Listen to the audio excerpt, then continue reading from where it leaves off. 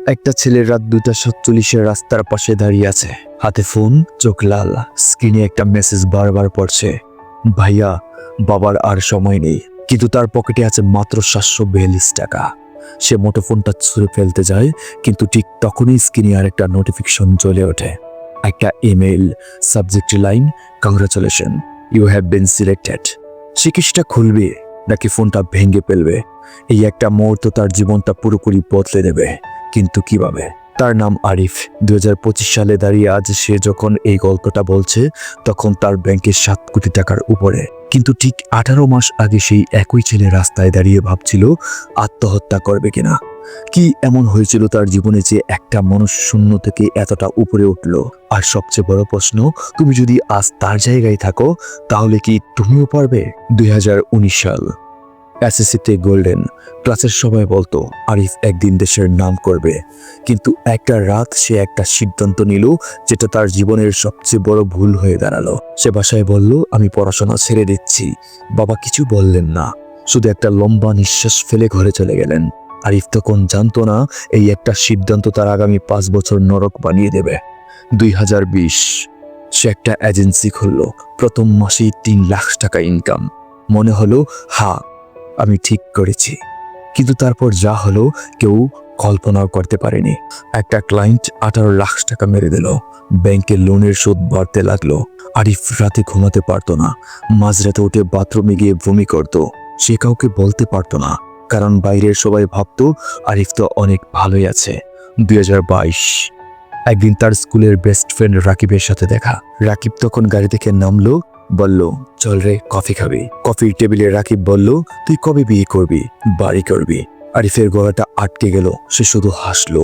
বিল দিতে গিয়ে পকেটে হাত দিতেই মনে পড়ল পকেটে 180 টাকা। রাকিব বিল দিয়ে দিল। বাইরে এসে আরিফের চোখ দিয়ে পানি পড়তে লাগলো। সেই প্রথম সে নিজেকে বলল, আমি কি সত্যিই ব্যর্থ? কিন্তু এখানেই গল্প শেষ হলে তো আর এত দূর বলতাম না। সেই রাতেই কিছু একটা ঘটলো। আরিফ বাসায় ফিরে ল্যাপটপ খুললো। একটা ভিডিও দেখতে গিয়ে হঠাৎ একটা লোকের কথা শুনলো, the moment you accept you are broke, that's the moment you become danger. সেই লাইনটা তার মাথায় ঢুকে গেল। সে ঠিক করলো এবার আর ভুল করবে না। কিন্তু কি করবে, কোথা থেকে শুরু করবে? তার তো কিছুই নেই।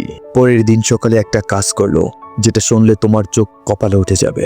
সে তার ফেসবুক প্রোফাইল পিকচার বদলে একটা লাইন লিখলো, আমি 300 দিনে 300 জনকে ফ্রি শেখাবো।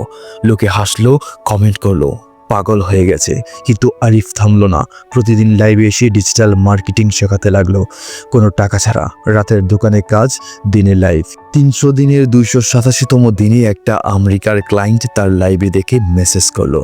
প্রজেক্টে দিল $500। আরিফের হাত কাঁপছিল টাকা রিসিভ করার সময়। এখন আসি সেই রাতের কথায়, যে রাতে সে রাস্তায় দাঁড়িয়েছিল, বাবার জরুরি অপারেশন, 742 টাকা পকেটে। আর ঠিক সেই মুহূর্তে সেই ইমেলটা এলো, সাবজেক্ট পেমেন্ট রিসিপ্ট, $9,400। সেই একটা প্রজেক্টের টাকা। আরিফ হাঁটু গেড়ে বসে পড়ল রাস্তায়, কাঁদতে কাঁদতে আল্লাহর কাছে শুকরিয়া আদায় করলো। আজ 2025 সাল। আরিফের কোম্পানিতে 47 জন কাজ করে। সে এখনো সেই 300 দিনের চ্যালেঞ্জ চালায়, কিন্তু এবার বছরে 1000 জনকে ফ্রি শেখায়। আর তার ফোনে এখনো সেই রাতের স্ক্রিনশটটা সেভ করা আছে, যেখানে পকেটে 742 টাকা আর বাবার জরুরি মেসেজ।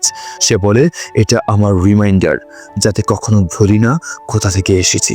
আর এখন আরিফ তোমাকে একটা প্রশ্ন করছে, তুমি কি এখনো সেই একটা ভুলের জন্য নিজেকে দোষ দিচ্ছ? সে ভুলটা তোমার জীবন শেষ করে দিয়েছে বলে মনে করো? তাহলে শোনো, সে ভুলটা তোমার জীবন শেষ করেনি। সেটা ছিল তোমার জীবনের সবচেয়ে বড় পেইড টিকিট।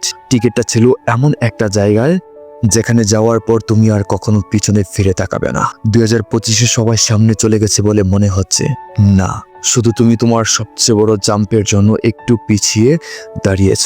এখন শুধু লাফ দিতে হবে। তোমার সেই একটা ভুলই তোমার সবচেয়ে বড় শক্তি। আর যারা এখনো হাসছো তোমাকে দেখে, একদিন তারাই তোমার লাইভে বসে নোট নেবে। শুরু করো আজ, এই সেকেন্ড থেকে। কারণ যারা দেরিতে শুরু করে তারাই সবচেয়ে জোরে শেষ করে। তুমি হারোনি, তুমি এখনো থেমে আছো। আর তোমার সবচেয়ে বড় কামব্যাক এখনো বাকি। ভিডিওটি ভালো লাগলে ভিডিওতে লাইক করে চ্যানেলটি সাবস্ক্রাইব করে সাথেই থাকো। ধন্যবাদ।